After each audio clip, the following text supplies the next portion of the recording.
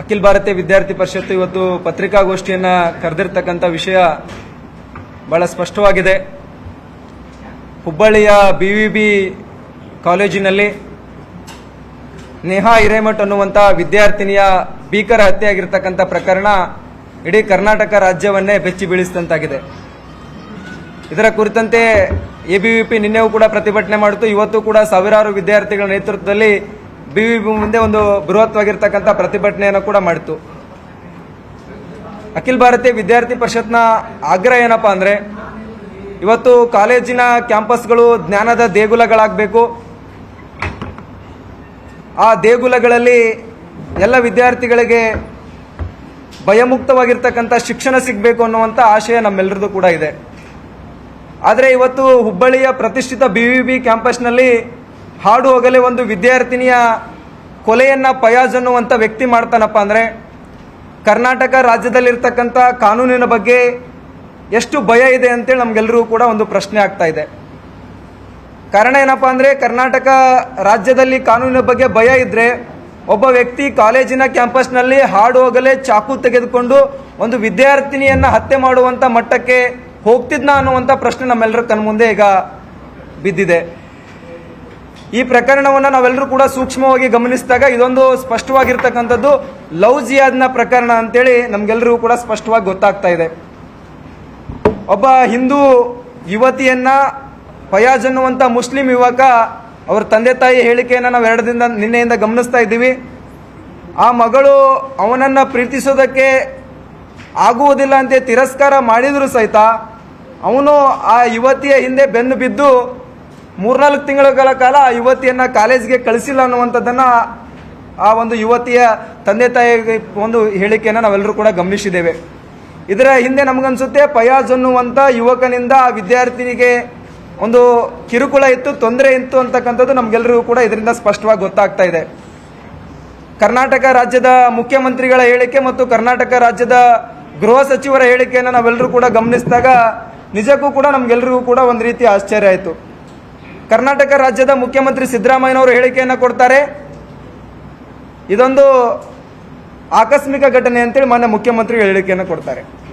ಮಾನ್ಯ ಮುಖ್ಯಮಂತ್ರಿಗಳಿಗೆ ನಾನು ಈ ಮೂಲಕ ಪ್ರಶ್ನೆಯನ್ನ ಮಾಡ್ತಾ ಇದ್ದೇನೆ, ಇದು ಆಕಸ್ಮಿಕ ಅನ್ನುವಂಥ ಪದದ ಅರ್ಥ ಮಾನ್ಯ ಮುಖ್ಯಮಂತ್ರಿಗಳಿಗೆ ಅರಿವಿದೆಯೋ ಇಲ್ವೋ ಅನ್ನುವಂಥದ್ದು ನಾವೆಲ್ಲರೂ ಕೂಡ ಈ ಮೂಲಕ ಒಂದು ಮಾನ್ಯ ಮುಖ್ಯಮಂತ್ರಿಗಳು ನಾನು ಪ್ರಶ್ನೆಯನ್ನು ಮಾಡೋದಕ್ಕೆ ಇಚ್ಛೆಯನ್ನು ಪಡ್ತಾ ಇದ್ದೇನೆ.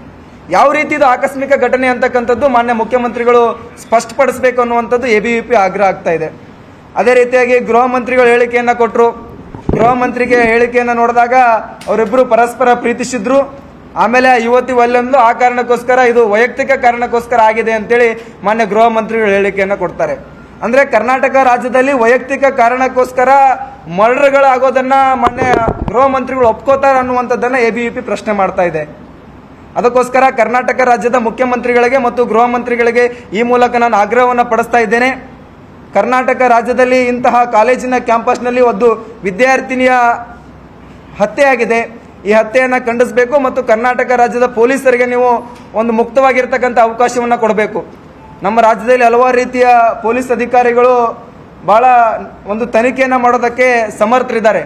ಅವರಿಗೆ ಕೊಟ್ಟು ಸಾಧ್ಯವಾದರೆ ಫಯಾಜ್ ಅನ್ನುವಂಥ ವ್ಯಕ್ತಿಗೆ ಗಲ್ಲು ಶಿಕ್ಷೆಯನ್ನು ವಿಧಿಸಬೇಕು ಅಥವಾ ಎನ್ಕೌಂಟರ್ ಮಾಡಿ ಬಿಸಾಕಿ. ಯಾಕಂದ್ರೆ ಇಂತಹ ಮಾದರಿಯ ಪ್ರಕರಣಗಳು ಕರ್ನಾಟಕ ರಾಜ್ಯದಲ್ಲಿ ಅಥವಾ ಬೇರೆ ಕಡೆ ನಡೀಬಾರ್ದಪ್ಪ ಅಂದ್ರೆ ಎನ್ಕೌಂಟರ್ನಂತಹ ಒಂದು ಕಾಯ್ದೆ ಬರಬೇಕು ಅನ್ನುವಂಥ ನಮ್ದು ಕೂಡ ಆಗ್ತಾ ಇದೆ. ಎನ್ಕೌಂಟರ್ ಮಾಡಿದರೆ ಮಾತ್ರ ಇಂತಹ ಆರೋಪಿಗಳು ಮತ್ತೆ ಮುಂದಿನ ದಿನಗಳಲ್ಲಿ ಮಾಡಬೇಕು ಅನ್ನುವಂಥ ಮನಸ್ಥಿತಿ ಇರತಕ್ಕಂಥವ್ರು ಇದರಿಂದ ಹೊರಗಡೆ ಬರ್ತಾರೆ ಅನ್ನುವಂಥದ್ದು ನಮ್ಮ ವಿನಂತಿ ಆಗ್ತಾ ಇದೆ.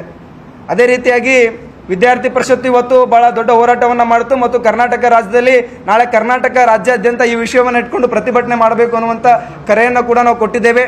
ಅದೇ ರೀತಿಯಾಗಿ ಕಾಲೇಜಿನ ಕ್ಯಾಂಪಸ್ಗಳಲ್ಲಿ ಜಾಗೃತಿ ಅಭಿಯಾನಗಳನ್ನು, ಹಾಸ್ಟೆಲ್ಗಳಲ್ಲಿ ಶ್ರದ್ಧಾಂಜಲಿ ಸಭೆಗಳನ್ನು, ಇನ್ನಿತರ ಚಟುವಟಿಕೆಗಳನ್ನ ಈ ಒಂದು ನೇಹಾ ಅನ್ನುವಂಥ ವಿದ್ಯಾರ್ಥಿನಿ ಏನಿದ್ದಾರೆ ವಿದ್ಯಾರ್ಥಿ ನ್ಯಾಯಕ್ಕೋಸ್ಕರ ಒಂದು ವಿದ್ಯಾರ್ಥಿ ಸಂಘಟನೆಗೆ ಅಖಿಲ ಭಾರತೀಯ ವಿದ್ಯಾರ್ಥಿ ಪರಿಷತ್ತು ನಿರಂತರವಾಗಿ ಹೋರಾಟವನ್ನು ಮಾಡುತ್ತೆ. ಆ ಕುಟುಂಬಕ್ಕೆ ನ್ಯಾಯ ಕೊಡಿಸುವಂಥ ಕೆಲಸವನ್ನ ಮಾಡುತ್ತೆ. ವಿದ್ಯಾರ್ಥಿ ಸಮುದಾಯಕ್ಕೆ ಈ ಮೂಲಕ ನಾನು ವಿನಂತಿಯನ್ನು ಮಾಡ್ಕೋತಾ ಇದ್ದೇನೆ, ಯಾರು ಕೂಡ ಭಯ ಪಡುವಂತ ಅವಶ್ಯಕತೆ ಇಲ್ಲ. ಕಾಲೇಜಿನ ಕ್ಯಾಂಪಸ್ಗಳಿಗೆ ನೀವೆಲ್ಲರೂ ಕೂಡ ಹೋಗಬೇಕು. ರಾಜ್ಯದಲ್ಲಿರ್ತಕ್ಕಂಥ ಪೊಲೀಸರು ನಮ್ಗೆಲ್ಲರಿಗೂ ಕೂಡ ಆ ರೀತಿಯ ವಾತಾವರಣವನ್ನ ಒಂದು ಒದಗಿಸಿಕೊಡಬೇಕು. ಕರ್ನಾಟಕ ರಾಜ್ಯದ ಮುಖ್ಯಮಂತ್ರಿಗಳು, ಸಚಿವರು ಆ ರೀತಿಯ ವ್ಯವಸ್ಥೆಯನ್ನು ಕಲ್ಪಿಸಿಕೊಡಬೇಕು ಅನ್ನುವಂಥ ಆಗ್ರಹವನ್ನು ಮಾಡ್ತಾ ರಾಜ್ಯದ ವಿದ್ಯಾರ್ಥಿ ಪರಿಷತ್ನ ಒಂದು ವೇದಿಕೆಯನ್ನು ಇಟ್ಕೊಂಡು ಮುಂದಿನ ದಿನಗಳಲ್ಲಿ ನಾವು ಹೋರಾಟವನ್ನು ಮಾಡ್ತೀವಿ ಅನ್ನುವಂಥದ್ದನ್ನ ಈ ಸಂದರ್ಭದಲ್ಲಿ ನಾನು ನಿಮ್ಮೆಲ್ಲರ ಮುಂದೆ ಹಂಚಿಕೊಳ್ಳೋದಕ್ಕೆ ಇಷ್ಟನ್ನು ಪಡ್ತಾ ಇದ್ದೇನೆ. ಕನ್ನಡಿಗರ ಮೆಚ್ಚಿನ ನಿಮ್ಮ ನ್ಯೂಸ್ 18 ಕನ್ನಡ ಈಗ ವಾಟ್ಸ್ಆಪ್ನಲ್ಲಿಯೂ ಲಭ್ಯ. ಕರ್ನಾಟಕ ಮತ್ತು ದೇಶ ವಿದೇಶದ 360 ಡಿಗ್ರಿ ಸುದ್ದಿ ವಿವರವನ್ನ ನೀವು ನಿಮ್ಮ ಕೈ ಬೆರಳುಗಳಲ್ಲಿಯೇ ಪಡೆಯೋದಿಕ್ಕೆ ಈ QR ಕೋಡ್ ಅನ್ನ ಸ್ಕ್ಯಾನ್ ಮಾಡಿ. ನಮ್ಮ ಚಾನೆಲ್ ಅನ್ನ ಫಾಲೋ ಮಾಡಿ, ನೋಟಿಫಿಕೇಶನ್ ಆನ್ ಮಾಡಿ.